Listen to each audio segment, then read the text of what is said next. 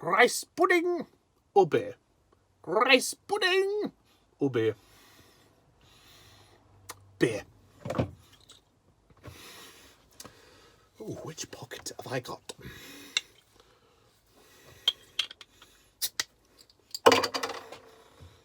Chin chin.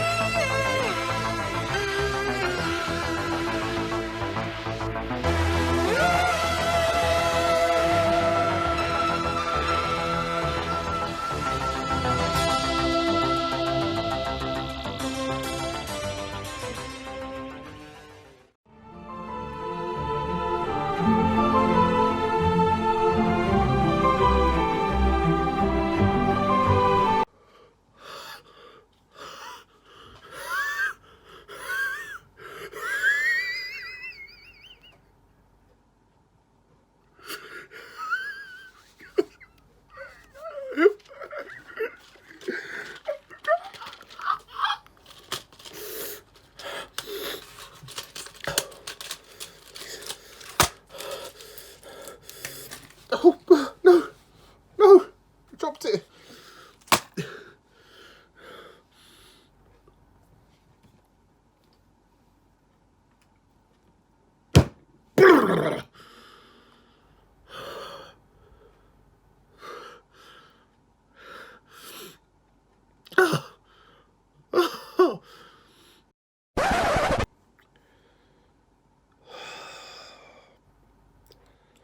Hello everyone, and welcome to my extreme, epic, major, fucking rant on everybody's favourite Doctor Who story, Time and the Rani.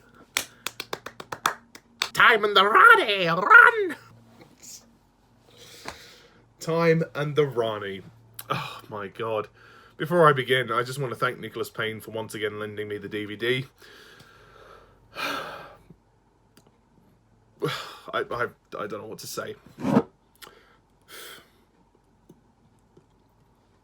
It's going to be a long night, folks. The plot. And actually, I think the word plot really is an exaggeration to describe this story. Because what this story has is not plot. It's the complete opposite. For what it's worth, I'll read the synopsis of the plot from the Doctor Who wiki page. The Rani has returned after her last encounter with the Doctor with yet another malicious scientific scheme. Taking advantage of the post-regenerative trauma the recently regenerated and unstable Doctor is going through, the Rani hopes to achieve control of an approaching asteroid composed entirely of strange matter. Can the Doctor figure out that he is being used for the Rani's evil experiment? And what is behind the door the Rani won't allow the Doctor past? Don't care? Good. Because I don't! I thought the Twin Dilemma was bad. Time in the Rani is a disgraceful Doctor Who story. This is quite possibly the worst Doctor Who story I have seen thus far. This is insulting to Doctor Who. You had a chance to make this show good again. You had a chance to get this show back on track. You changed the lead actor. Fair enough. We now have Sylvester McCoy in the main role. But that doesn't seem to have done anything. It still feels like the same campy, schmampy show that it was with Colin Baker's era. You know what? What a way to start Sylvester McCoy's era. This story is a mess. It is an absolute mess. What the fuck is even going on with this story? Like, I didn't even know the story was about her trying to find an asteroid or anything like that. I never knew that until I read the synopsis. And even now, I still don't know what the story is. It is so unclear. It pains me that we don't get a good regeneration of the 6th to the 7th Doctor. The story begins with the Rani shooting the TARDIS and then entering the TARDIS and saying the Doctor regenerate. And of course, Colin Baker did not want to return because he was fired, and understandably so, he was pissed off. So they had to basically put a wig on Sylvester McCoy, and he's wearing Colin's costume, and then we see him regenerate. Like, we see his face on the floor, and she turns his face over, and they've got the effect on, and then he just regenerates. It's probably the worst regeneration scene of all the ones I've seen, anyway. It's very sloppy. I mean, under the circumstances, they couldn't really do much else, but at the same time, there's not even a reason as to why he regenerates. Presumably he fell over or something during the attack, but it's never made clear. And to be quite honest, I don't even give a shit. You know, I really don't give a shit. They should have at least given Colin Baker a final story to as a regeneration story, and then have McCoy appear at the end of that. But no, it's different this time. For most of the story, we seem to see Sylvester McCoy prancing around like an idiot. The way he runs is like all over the place like this. And then to top it off, we have Mel screaming the house down. Literally, Mel screams every 5 minutes. It is so annoying. It's like, just shut the fuck up, for God's sake. I know that it's not Bonnie Langford's fault. She is an actress. She is playing her part. You know, the character is shit. They have given her a terrible character to play, and to be quite honest, I don't know what else I would do if I were in her situation, so I don't think blaming Bonnie Langford herself is completely justified. I do believe she is trying, but at the same time, such an awful character. You know, the dynamic between Mel and the Doctor is very confused now. I just don't understand, why does the Rani have to dress up as Mel? Why does she try and impersonate Mel? She doesn't even do an impersonation. She just dresses in her costume. She doesn't even put on Mel's voice. She doesn't scream like Mel. Well, maybe that was for the best.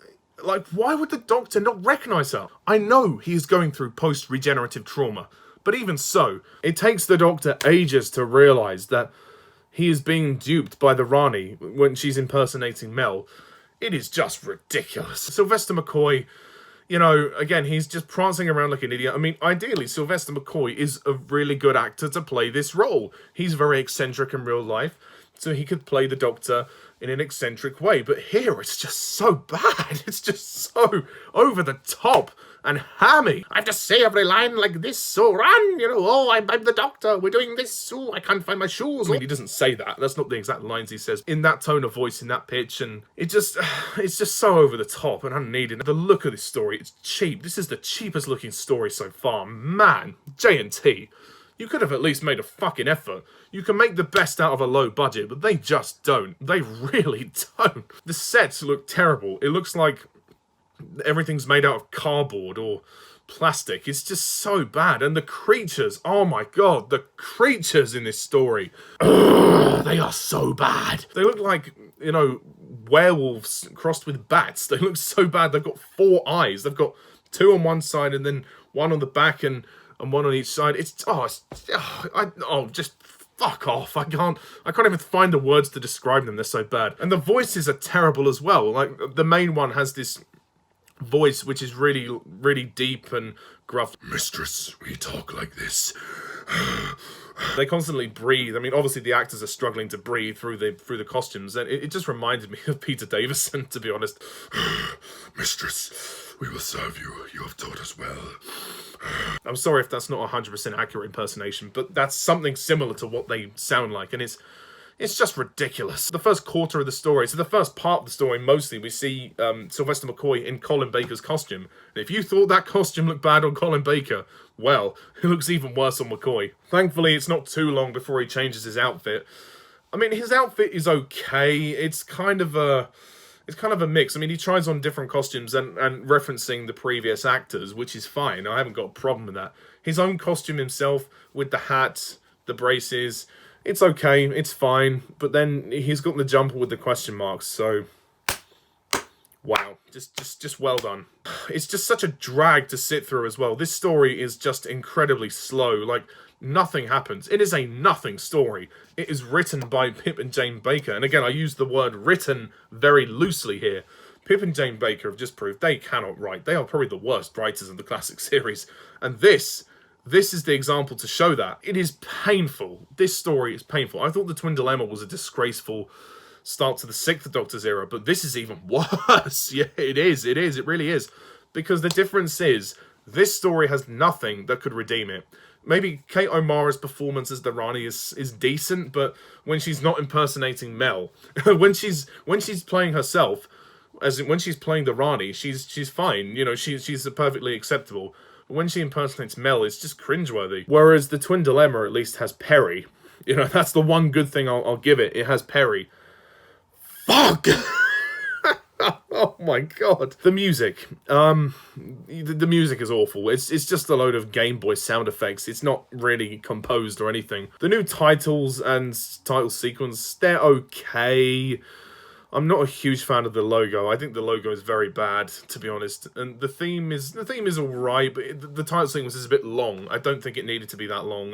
The show is meant to get you adrenalinized and ready for the episode, but it goes on a bit too much, and when it has the dun, dun, dun, dun, dun, dun, I mean, keep that for the credits, but for the actual main intro, I think that's a teeny bit long. Also, the CGI in the sequences, I know it's very dated now because it was the late 80s, so I can understand why they put it in there though to give the show a revamp. It's just a shame that the scripts wasn't.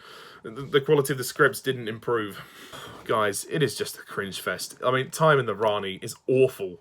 It is awful. And there's other stupid things like the big brain at the end. I mean, where does that come from? That comes out of nowhere, and that doesn't make any sense. And then they just blow it up, so the whole thing's pointless.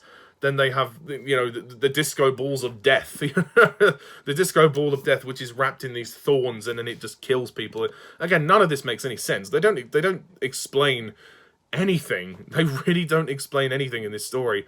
So you're left completely befuddled by the whole thing, and it becomes a story where they just talk to each other, and I despise it. I think it's awful. I think it's one of the worst things they've ever put on television. I can't believe J&T, he thought this was good enough. He thought this shit was good enough. Well, when shit hits the fan, this is as low as it can possibly go. And also the supporting cast are crap as well. They're these creatures called the Lacurtians. I think that's what they're called. I'm sorry if I pronounced that wrong. Oh god, they make the Christmas tree characters in the Leisure Hive look like, you know, Yoda from Star Wars. They do. They honestly do. These are so bad. They really are. They've got big yellow hair that sticks out. Their faces are all green. It looks like they've got white chocolate buttons on the side of their faces. It is laughably silly. The fact that this story tries to take itself seriously and tries to make you feel terrified of these creatures and everything, it just makes me laugh. I just laughed my way through this, and moreover, the pacing drags. It drags on for its entire runtime. It's only 4 parts long, but it feels like a fucking age because you're just sitting there thinking, when is anything going to happen? When is the story going to start? I feel so sorry for Sylvester McCoy to have to start with this piece of shit. I mean, oh my god. In terms of the actual story, bringing back the Rani, I'm all for that. I actually quite like the Rani in Mark of the Rani. I gave Mark of the Rani a passing grade. I didn't think Mark of the Rani was that bad. But bringing her back for this just seems completely pointless and completely irrelevant. It just doesn't go anywhere, and the story is meaningless. It's a nothing story. It's a load of filler. It really is, and it's just cringeworthy filler. I mean, I kind of like what Sylvester McCoy does in terms of getting his words muddled up. I mean, because the Doctor is recovering from a regeneration, but again, we don't know the cause of the regeneration, so the whole thing feels completely meaningless. You know, it's just kind of stupid. Obviously, they felt they had to throw a regeneration in there, which is fine, but obviously, because of what they did to Colin, he wasn't gonna come back, and I understand that. It's just a bizarre opening to see him regenerate, well, to see Colin turn into McCoy, even though it's McCoy wearing a wig. I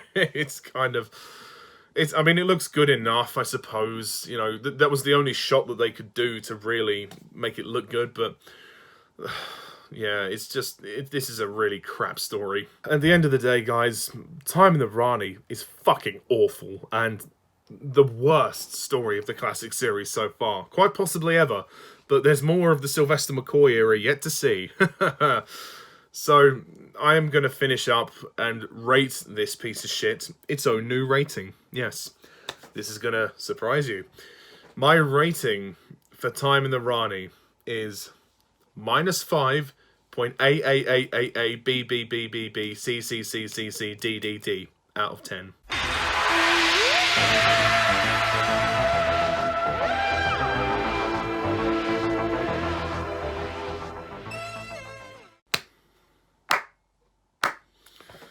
Doesn't get much better than that. Chin chin. What a great start to Sylvester McCoy's era.